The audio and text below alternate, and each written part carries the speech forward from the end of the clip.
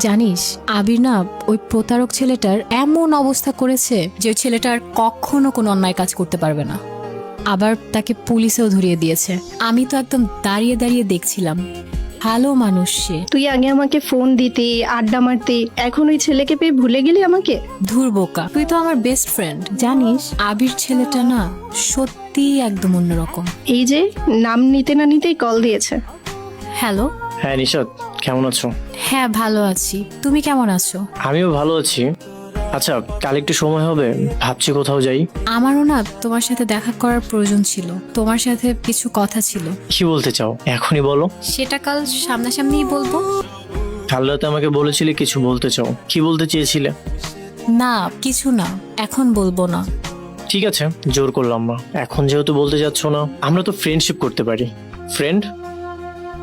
আব্বা ফুল নিবেন? কি ব্যাপার তুমি এখানে? আব্বা আমারে চিনতে পারছেন? সেদিন যদি আপনি আমারে সাহায্য না করতেন আমি আমার মারে বাঁচাইতে পারতাম না। এখন মা আমার অনেক সুস্থ আছে।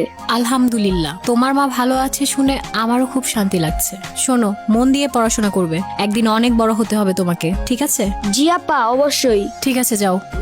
কিন্তু তুমি এত টাকা দিয়ে হেল্প করলে কিভাবে? ওর মা না অসুস্থ হয়ে পড়েছিল, ডক্টর বলেছিল অপারেশন না করালে আর বাঁচবে না। তখন আমার কাছে জমানো 1,20,000 টাকার মতো ছিল, আমি সবটা ওকে দিয়ে দিয়েছিলাম।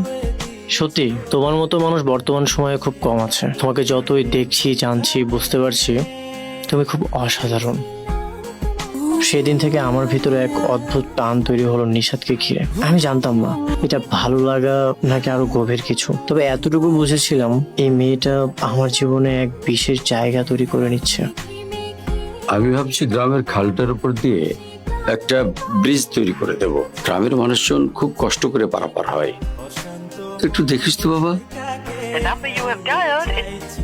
ভালো প্ল্যান দিস তো আমাকে, কিভাবে কি করা যায়।